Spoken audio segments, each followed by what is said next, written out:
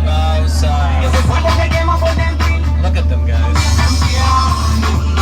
I don't know if you guys have noticed, but the cocktails in South Beach are bigger. We have one called the Margarona. It's a margarita with 2 Coronas. You got that in Canada, Mark? You don't, and you're welcome. They also do it with a Heineken, but it doesn't work. Margarinican, it doesn't work, John Mark. Stare at them, guys. Kiyogi, I'm going to put you on Speedo committee, all right? John Mark, it's going to be dance captain. Stare at them, guys.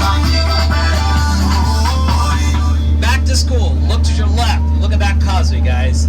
That is a historical causeway known as the Venetian Causeway.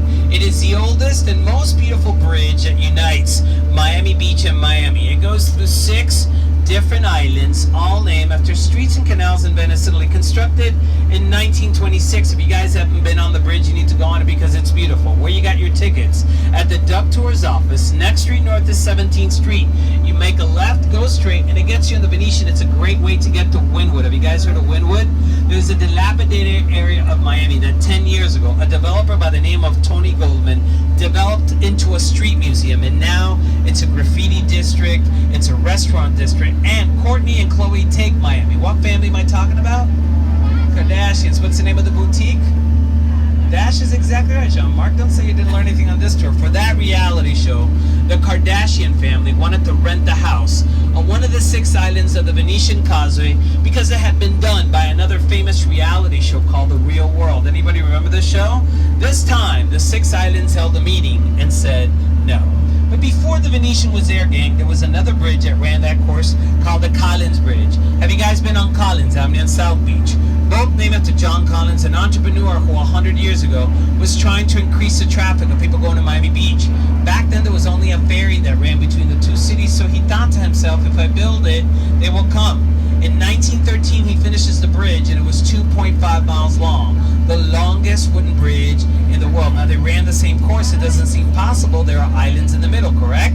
The answer to this riddle lies in the water. Everybody please, look at the water. Look at the water, guys.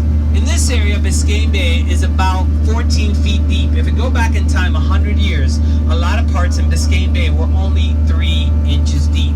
The reason is Biscayne Bay that you guys are looking at is partially artificial. Carl Fisher, the other famous entrepreneur in this area, dug out the sand that was there. It's an aggressive process called sand dredging that today is not allowed because that process is ecologically incorrect. But back then, he took the sand and he constructed the islands around you. Look at the islands. The islands that you are looking at are artificial islands. 23 of the islands in Biscayne Bay are artificial, including parts of Miami Beach. So in 1913, the bridge right there was 2.5 miles long because these islands were not there. The bridge went straight from Miami Beach to Miami, and it was that length. And the construction of the bridge affected the city of Miami Beach. March 26, 1915, the town of Ocean Beach was incorporated.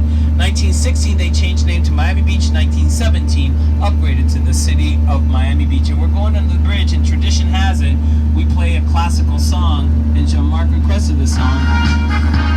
Ain't no shame, John Mark. It is a classic. I don't know if it's classical, but it is a classic. Now with your arms, give me a Y. Right now, Lonnie. Y. Diego, Y. Now give me an M. M, right now. Now give me a C. Now give me an A. What does it spell? Wimka. Wimka. You better do it. I'll make you do the chicken dance. Did you hear me? I've updated the YMCA. I'm rededicating it to the state of New Jersey. Snooki, Chris, Christy, and Jeff, these are for you. Now let me see you fist pump, Javi. YMCA.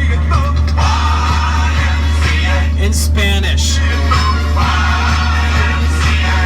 It's the same letters, Yoli. Thank you, Javi. Same letters, Yoli. YMCA. In Spanish. Y. M-C-A-A-A.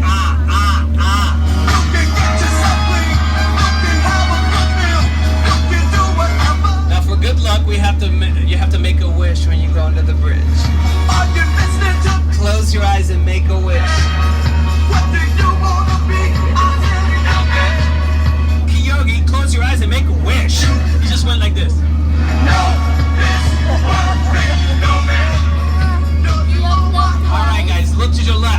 the amount of buildings that we have. Part of the sand from here was used as landfill in Miami Beach. I'm not an engineer, but we're not supposed to have this many buildings. For the last 8 years, the city of Miami Beach has been experiencing structural problems. What does that mean? We are sinking. To remedy this problem, the city has invested $500 million in changing the aqueduct system and raising the level of the streets, because when the tide gets really high, all the streets were getting flooded. Now follow my finger, 11 o'clock on your left, there's a tall building over there called Portofino Towers. Now, the following celebrities have apartments at the Portofino Towers. Russian female tennis player Anna Kournikova. Who's her boyfriend? Enrique Iglesias. Who said Enrique Iglesias? Who said it? Someone back. What's your name? Belén is exact from Uruguay. Yeah. Belén is exactly right. Enrique Iglesias. Say it. Enrique. Jean-Marc. You got it. Thank you, Belén. You guys know the Hunger Games? President Snow from the Hunger Games, Donald Sutherland, he's got an apartment there. And I mentioned Zumba earlier because Yoli likes it. The guy that invented Zumba, Beto from Colombia, has an apartment at the Portofino where they start at $1 million. Now look at the tall building with the yellow windows right there.